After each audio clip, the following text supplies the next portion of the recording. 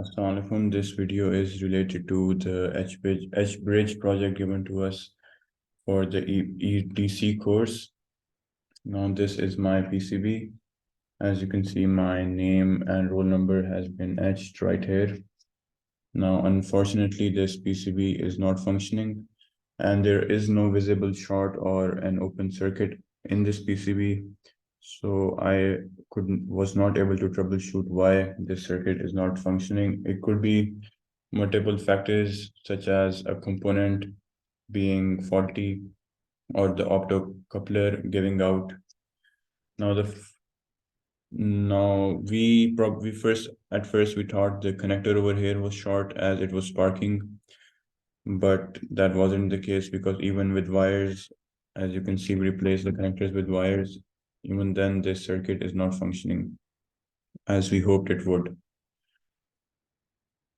The fault or the error that was coming was that when we would connect the connector to the power supply would just trip directly to 0.4 volts or something like that, and the circuit would not function at all.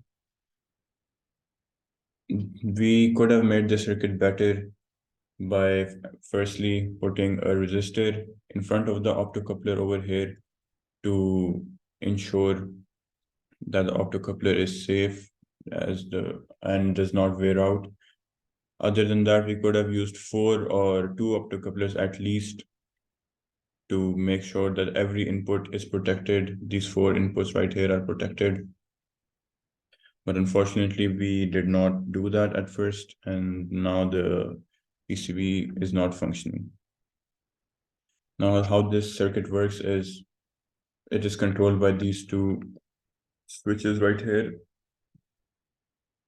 Upon closing the first switch and opening the second switch, what happens is the voltage starts flowing through this transistor and then the transistor over here, rotating the motor in a clockwise direction, going back to the power supply.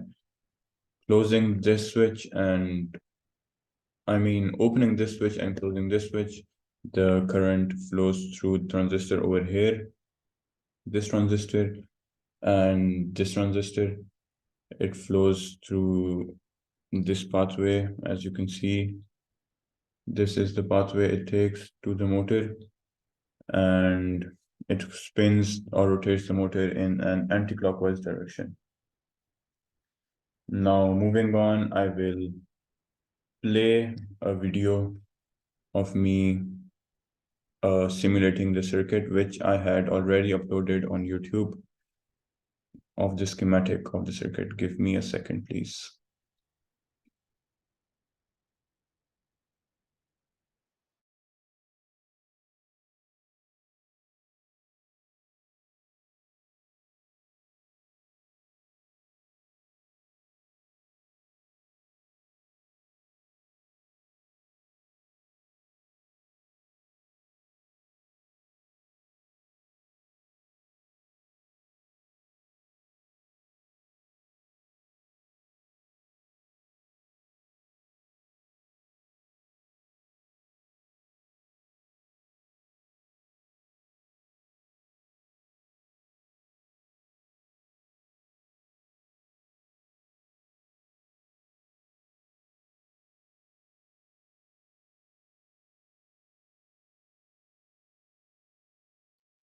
The function of these 2 switches is related to the bidirectional.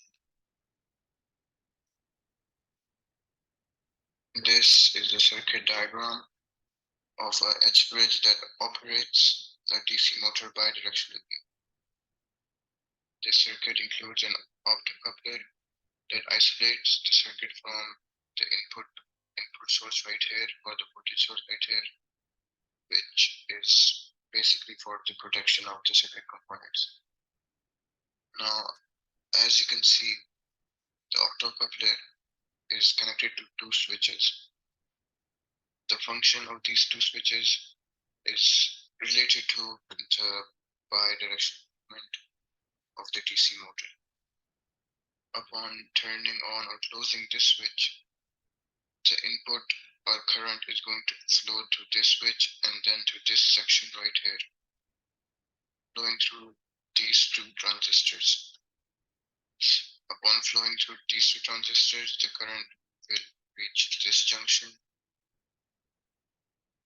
Flowing through this junction, the current will rotate or operate the DC motor in a clockwise direction. Then turning off this switch and closing this switch, the current will flow through this section right here, going through these two transistors. Going through these two transistors, the current will enter the DC motor from this direction right here. When enter this direction, the DC motor will spin in an anti-clockwise direction. After that, the current will then exit the circuit or exit the DC motor to this ground right here, going back into the battery. Now I will simulate this right here. Now as you can see, this switch right here is closed. And due to this, the DC motor is rotating in an anti-clockwise direction. On opening this switch, as you can see, the DC motor is slowing down and coming to a stop. Now I will close this switch. Close this switch. As you can see, it's turning in the clockwise direction, showing the bidirectional movement of the DC. That's how this circuit functions. That will be all.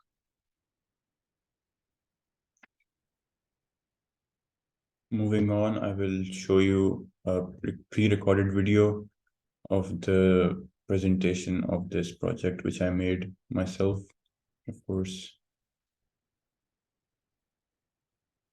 This presentation is regarding our final project, which is an edge bridge. This is a simple example of an edge bridge and how it operates. These here are switches shown. This is the voltage setup.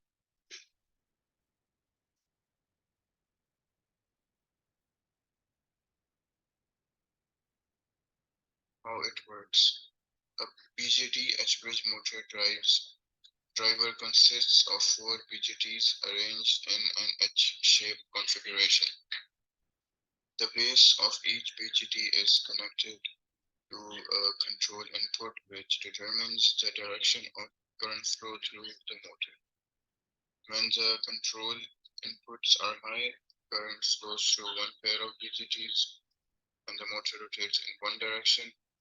When the control inputs are low, the current flows through the other pair of BJTs and the motor rotates in the opposite direction. This can also be performed with the use of switches. Also, diodes are used across each of the transistors.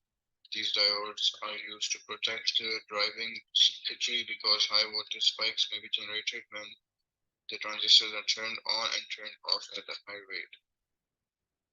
The high voltage generated is called fallback EMF or flyback voltage, and the diodes used for this application are called flyback diodes.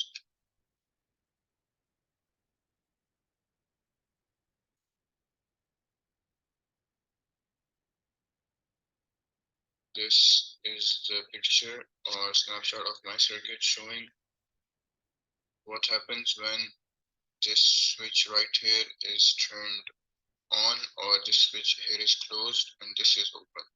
What will happen is the current will or the voltage will start flowing through this transistor and this transistor, moving through the motor, through the diodes to the motor, rotating it in clockwise direction and going back to the power supply right here. This shows what will happen when this switch right here, switch 2, is closed and switch 1 is open, the current will or voltage will flow through this transistor, then this transistor, rotating the motor in an anti-clockwise direction and going back to the power supply. This is the simulation or the schematic of our project. We are using optocoupler at the main input, which is over here, to protect the circuit from fluctuations or high voltages. In this circuit, we used DIP 120 NPN transistors, which give a peak current of 8 amperes and continuous current of 5 amperes. It also has a gain of 1000. We used a 4N35 optocoupler, which removes electrical noise from signals and isolate low voltage devices. From high voltage currents allow you to use small digital signals to control larger voltages. Flyback diodes are any diodes which are connected across an inductor used to eliminate flyback, which is the sudden voltage spike seen across an inductive load when its supply current is suddenly reduced or interrupted. This is the PCB design. This shows here the transistors and how they control the bidirectional flow of the DC meter. That is all for this presentation.